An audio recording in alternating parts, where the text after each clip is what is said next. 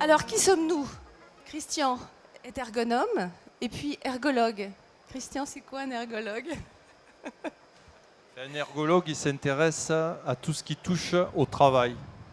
Donc c'est quelqu'un qui analyse le travail sous toutes ses dimensions, que ce soit dimension technique, psychologique, sociologique, etc. Donc tu es aussi responsable du pôle ergonomie d'expertise en ergonomie au sein du groupe Areva et spécialisé en pénibilité, troubles musculo-squelettiques, donc TMS. Alors handicap. par définition, un ergonome, c'est un généraliste, quoi. C'est quelqu'un qui analyse les situations de travail et donc on est amené à traiter différentes problématiques vécues sur les situations de travail. Ok.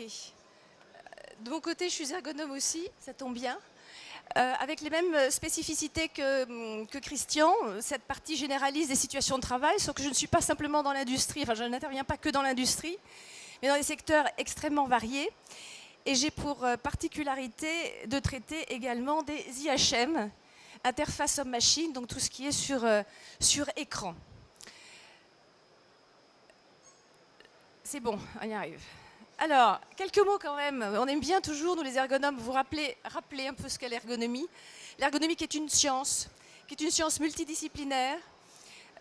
Vous voyez ici une sorte de marguerite. Donc quand on étudie cette science, eh bien, on fait appel à pas mal de disciplines comme effectivement la santé, les risques, la psychologie, la physiologie, la sociologie. Et c'est intéressant parce que ça fait valoir qu'effectivement le travail n'est pas pure application de consignes, mais que nous avons besoin d'aller sur le terrain pour voir comment se joue finalement le travail. Cette particularité, cette approche, elle est double ici, puisqu'on parle un peu de neurosciences.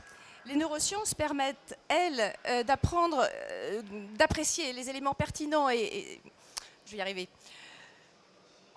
liés au comportement et aux aspects de décision.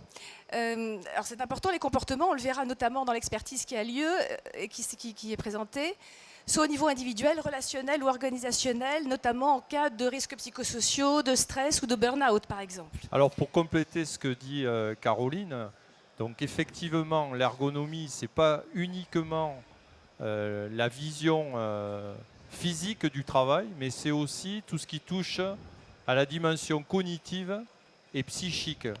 Le travail, l'homme au travail, c'est un ensemble. C'est quelqu'un qui se mouvoie dans un espace, donc qui réalise un travail du point de vue physique, mais aussi cognitif et psychique.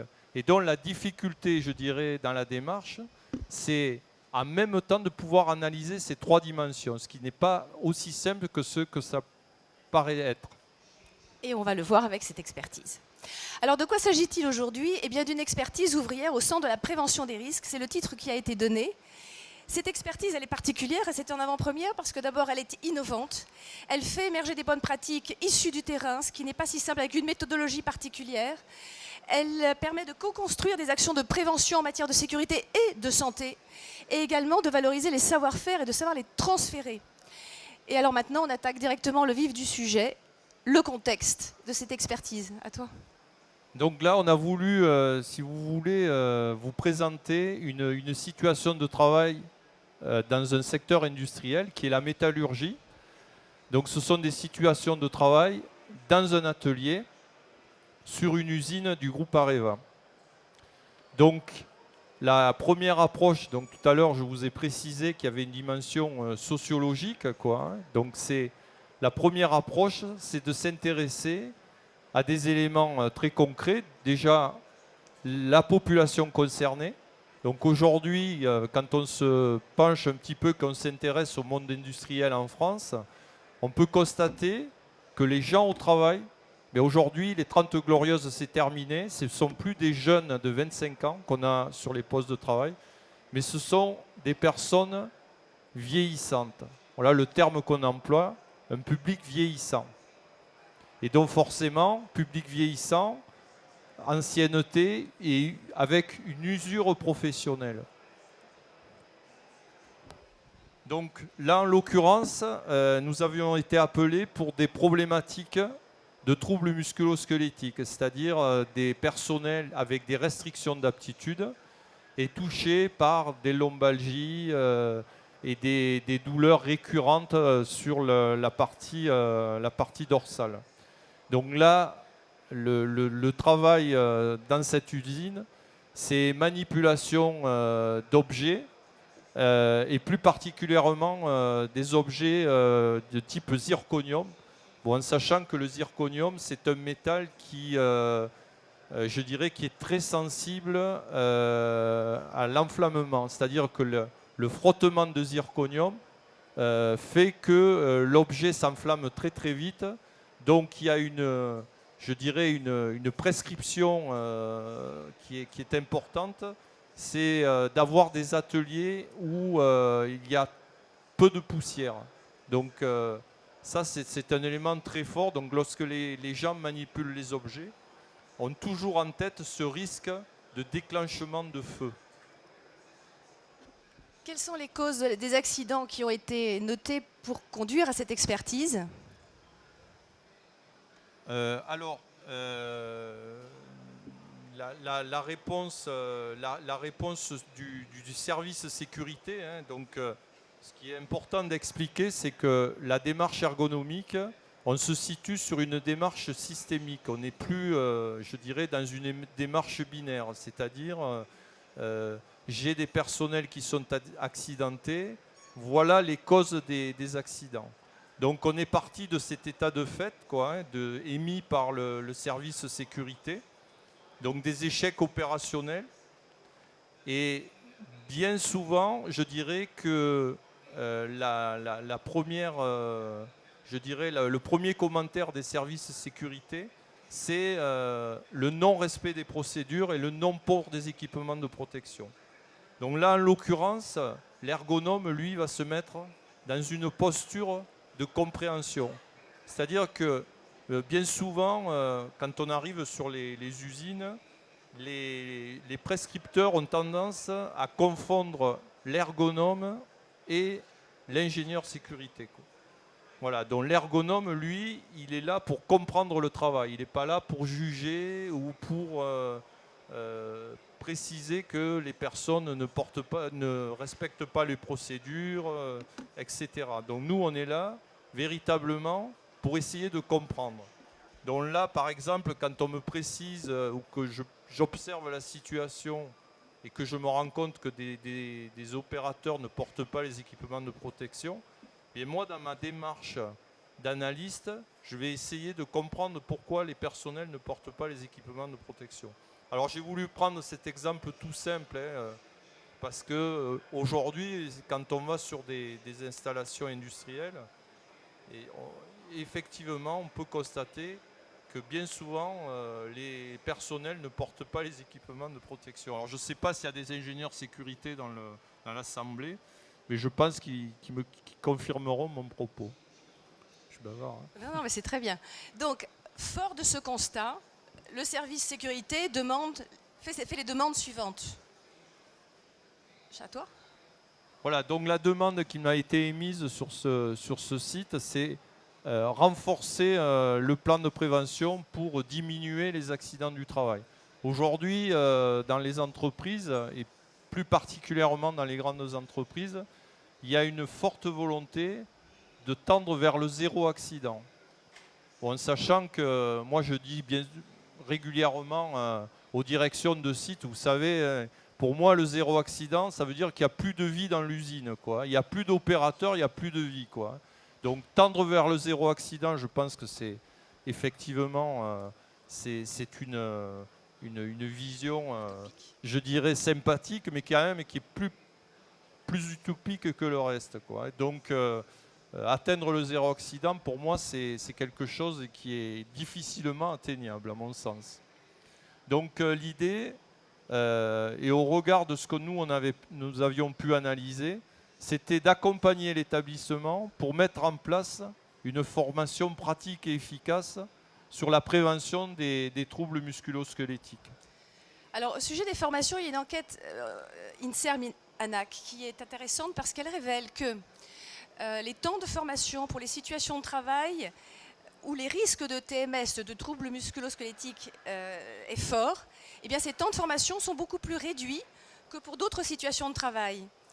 Et cela viendrait du fait que les situations de travail, avec des manutentions et justement des risques physiques, soient moins considérées et donc nécessiteraient moins de formation, ce qui n'est pas du tout une bonne approche.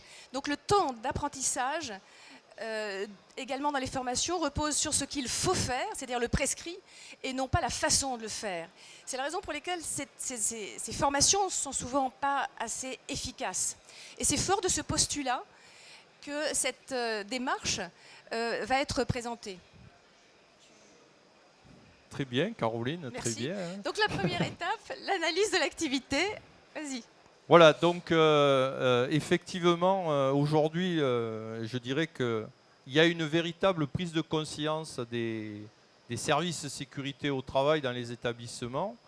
Et le constat est clair, c'est effectivement, depuis des années, nous organisons des formations, de prévention au risque manutention.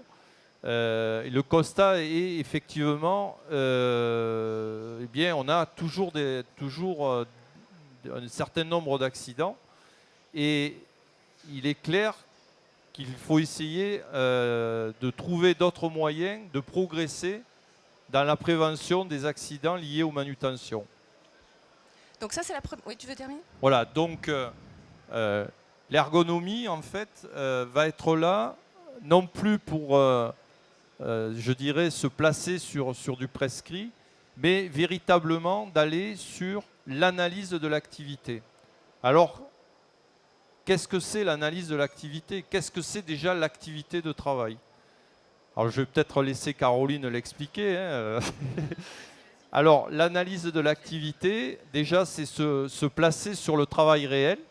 Alors, comme je vous l'ai dit, c'est déjà comprendre tout ce que la personne met en œuvre pour réaliser la tâche qui lui est demandée. Donc, on n'est plus, je dirais, sur le même registre, quoi. Là, on est rentré dans la boîte noire. Et donc, cette boîte noire, c'est effectivement comprendre tous les gestes, déjà observer tous les gestes que la personne met en œuvre et comprendre pourquoi elle met en place tous ces gestes. Donc il y a une dimension, comme je vous l'ai dit, cognitive. Il y a aussi une dimension psychique, quoi. Je crois que le volet psychique est important, hein, de savoir un petit peu comment la personne vit sa situation, quel degré de motivation elle a et qu'est-ce qu'elle ressent. Cette première étape est une étape de base. La deuxième étape, j'essaie de la maîtriser, j'ai un peu de mal, elle est innovante, c'est pour ça qu'elle bouge beaucoup. Non, c'est bon. Voilà. Ah ben, oui, voilà. Donc la deuxième étape, une fois que cette analyse est faite, quand c'est s'intéresser au savoir-faire de prudence, ceux qui justement ne sont pas prescrits, le préventeur va les noter, puisque ce seront des objets de débat. La question sera de savoir, de comprendre pourquoi telle ou telle stratégie est utilisée alors qu'elle n'est pas prescrite justement. Voilà, donc comme le dit Caroline, hein, effectivement, l'idée c'est de placer l'opérateur devant sa propre image, d'accord ? Donc l'idée c'est de filmer la personne sur sa situation de travail, de la mettre devant sa propre activité, devant sa propre image, et de lui demander de lui expliquer toutes les stratégies qu'elle met en œuvre. Donc ça s'appelle l'autoconfrontation simple. Donc c'est un psychologue du travail très connu, Yves Clos, qui a mis, je dirais, qui a mis en place ce type de démarche. Et donc aujourd'hui, certaines entreprises, certains, je dirais, praticiens mettent en œuvre cette démarche et ça permet véritablement de mettre en débat les pratiques, de faire verbaliser la personne sur la mise en place de ces savoir-faire de prudence et de pouvoir non plus être sur un travail de prévention uniquement basé sur le prescrit, mais faire un travail de prévention sur les savoir-faire. Donc ça n'a plus du tout le même impact. Alors l'originalité de cette partie-là, c'est qu'en réalité l'expert n'est plus le même, on change de rôle. Hein. c'est l'ouvrier qui devient expert et non l'expert qui regarde l'ouvrier ou qui le fait verbaliser qui est expert. Et ça, c'est vraiment une posture inversée qui est tout à fait originale et particulière à cette approche. La deuxième étape innovante, une fois que cela a été fait... Alors oui, effectivement, ce que j'étais en train de vous dire précédemment, hein, c'est cette autoconfrontation simple met l'opérateur devant sa propre réalité. Hein. Donc c'est effectivement un objet de réflexion. Et de plus, c'est, je dirais, une façon de reconnaître l'opérateur, quoi, hein. L'opérateur dans son expertise, quoi, hein. Et donc, souvent, quand on questionne l'opérateur, il est loin de s'imaginer toutes les stratégies qu'il met en place et toute l'expertise qui est ancrée en lui, quoi. Et là, il y a véritablement une prise de conscience de son travail et une prise de conscience de son expertise, quoi. Ça, c'est quelque chose qui ressort à chaque fois. Alors, il y a une particularité, on est dans la manipulation, dans le geste. Il faut comprendre que la nature et le sens des gestes que l'on veut combattre, justement. Ça, c'est un premier point. Il faut savoir aussi de base que le geste est une technique du corps, c'est-à-dire une manière d'engager son corps dans une activité. Ça n'a rien de naturel, c'est appris, et c'est appris très très tôt. Quand on est enfant, les gestes de manutention sont appris dès l'enfance. Par exemple, lorsqu'on porte des enfants différemment, en Europe ou en Afrique, c'est une façon de porter qui s'inscrit dans des cultures. Donc, ce qui est important, c'est que quand on s'attache, ou quand on veut s'attaquer aux gestes ou aux procédures qui ne seraient sur le terrain pas jugées bonnes, ce sont des gestes techniques. On s'attaque aussi donc à des techniques du corps et on touche là à un noyau central en termes psychologiques qui est important, puisque c'est par ces techniques aussi que ces façons de faire, je reviens à l'enfant, et bien que l'on appartient à une communauté culturelle, sociale, professionnelle. C'est valable également dans le travail, y compris quand on analyse des situations de manutention.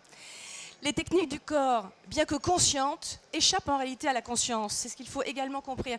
C'est la raison pour laquelle, lorsque on filme l'opérateur et qu'il se voit, il se distancie par rapport à son travail, il voit un autre lui.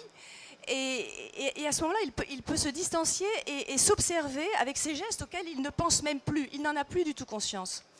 L'une des raisons, si j'y arrive, voilà, c'est l'une des raisons principales pour lesquelles il est difficile de modifier les gestes techniques simplement par le prescrit, en disant « tu ne peux plus faire ça, voici comment tu dois le faire ». Parce que, faute d'une analyse terrain pour comprendre pourquoi il fait ce geste, eh bien, on attribue trop facilement ces défauts éventuellement de manutention comme une résistance au changement ou la prise en compte comme synonyme d'archaïsme, voire de bêtise. En réalité, il n'en est rien. Il faut bien comprendre qu'on est devant un paradoxe. Si tout comportement, toute conduite, attitude a un sens, ce sens n'est pas toujours conscient pour le sujet qui le met en œuvre. D'où l'importance de l'autoconfrontation, centrée sur le travail réel de l'utilisateur qui le permet de le distancier de ses gestes et donc de se voir comme un autre et de pouvoir s'analyser. Alors j'ai envie de rebondir sur ce que tu es en train de dire et j'ai envie d'intervenir et d'interpeller les responsables sécurité, hein, les préventeurs, hein, pour leur dire que là, la posture n'est plus la même, quoi. Je ne suis plus là face à l'opérateur pour lui prescrire des recommandations, lui prescrire des règles ou des recommandations, hein, en termes de gestes à réaliser. Et là, le préventeur, il est là dans la posture de compréhension. J'écoute l'opérateur et j'essaye de comprendre tout ce qu'il met en place pour réaliser la tâche, toutes ces difficultés, toutes ces régulations, tous ces modes opératoires ancrés en lui, j'essaye de les comprendre et essayer de les mettre en visibilité. Et donc l'idée, c'est effectivement de pouvoir noter ces savoir-faire de prudence pour justement après pouvoir les réutiliser auprès, par exemple, de novices ou pour les mettre en débat avec les autres opérateurs. Ça, c'était la première étape. Donc l'opérateur est filmé, il s'analyse, il s'auto-analyse. C'est ça l'autoconfrontation. Ensuite, il y a une autoconfrontation croisée, voire collective. Je te laisse l'expliquer. Voilà, l'autoconfrontation croisée, c'est effectivement lorsque le film, le premier film de l'autoconfrontation simple a été réalisé, c'est de présenter ce film aux collègues de travail et de pouvoir mettre en débat les stratégies de l'opérateur qui a été filmé avec ses collègues de travail, afin de pouvoir, je dirais, s'entendre sur des pratiques et, je dirais, critiquer les uns les autres leurs propres pratiques. Non, continue Christian, continue. J'ai pas de problème. Voilà, l'objectif c'est véritablement de construire j'allais où, une alors culture partagée, quoi. Merci. Ok. Donc ce qui est important aussi ici de comprendre, c'est que dans le collectif, il y a plusieurs générations et tous n'ont pas la même culture. Même si tu parlais tout à l'heure d'une population vieillissante, on a parlé de culture initialement, c'est très important. Cette différence de génération enrichit les savoir-faire de prudence et ouvre des compromis de pratique. C'est un peu long à mettre en place, mais comme dirait Christian, c'est hyper puissant. Alors pourquoi c'est hyper puissant ? Eh bien parce qu'on a parlé tout à l'heure des gestes de manutention qui sont liés à des techniques du corps. Les techniques du corps, ça engage l'identité. Alors l'identité, c'est quoi ? On va pas en allant très très vite. Hein. Il y a deux volets dans l'identité, l'appartenance, la distinction. On va prendre celui qui nous intéresse, l'appartenance. L'appartenance, c'est quoi ? On l'a en chacun de nous. Les caractéristiques du sujet qui le font semblable à d'autres sujets de la même classe. Je fais partie de ce groupe. Exemple, être un homme, c'est posséder un certain nombre de caractéristiques communes avec l'ensemble des autres hommes. Et vous vous reconnaissez, comme il y a une jante plutôt masculine aujourd'hui. La distinction, c'est un volet beaucoup plus spécifique qui porte sur ce qui distingue des autres, le rang singulier, le rang original.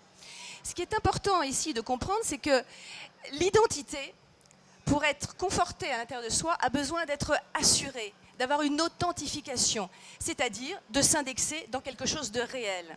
Et la reconnaissance de l'identité par autrui joue son rôle, d'où l'importance de l'auto-confrontation croisée avec les collègues dans un premier temps, puis ensuite avec le manager, on verra avec ou d'autres acteurs, parce que c'est une façon d'être reconnu dans son identité et dans son rôle. C'est bien plus puissant, ça dépasse énormément la question du travail. Alors, cet aspect de reconnaissance, elle est importante et le travail peut rapatrier vers son sujet cette reconnaissance qu'il demande pour confirmer son identité, mais à la condition, et la condition seulement, si autrui reconnaît véritablement la validité de ce faire, qu'il en comprenne le sens et l'efficacité. En synthèse, et pour faire simple, en matière de prévention, on s'efforce de changer les modes opératoires. Attention, attention, on risque de toucher à toute une série de mécanismes subtils, dont celui de ne plus être reconnu par les autres comme un des leurs. Ça dépasse le travail, mais c'est extrêmement important. D'où l'importance de l'auto-confrontation croisée pour communiquer au sein du collectif de travail qui porte ces valeurs-là, d'abord pour comprendre et ensuite pour évoluer ensemble, faire éclore de nouveaux codes gestuels sans que les opérateurs y perdent le moyen de reconnaître leur rapport à la communauté.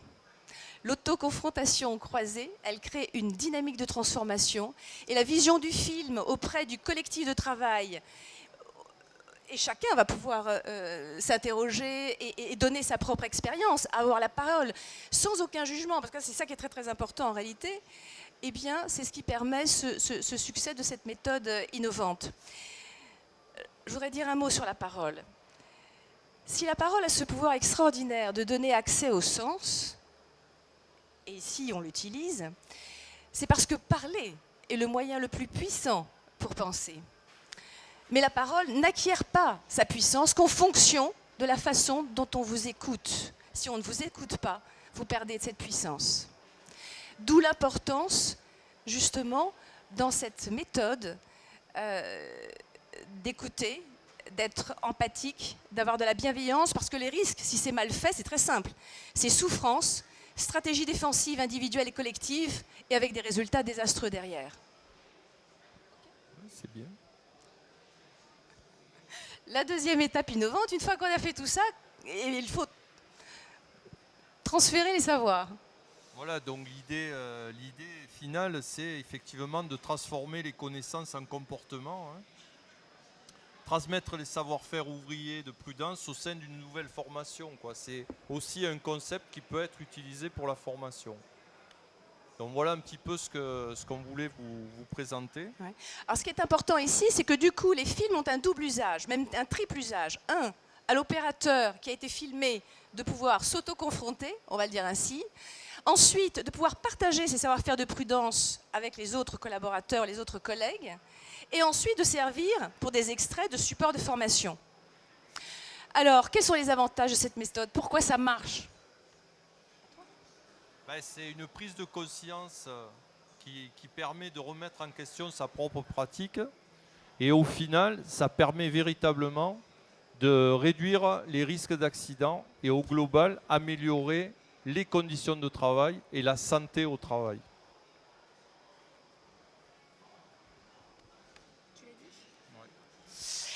Ok, alors ce qui est intéressant aussi dans cette affaire, tu disais le maître mot, hein, pour les managers, on parle de leur prise en compte de leurs différentes problématiques, mais également la prise en compte de la reconnaissance. Et la reconnaissance, ça invite à se poser la question de savoir c'est quoi le travail. Alors on ne va pas le définir ici, hein, mais la question s'invite. Et du coup, est-ce que...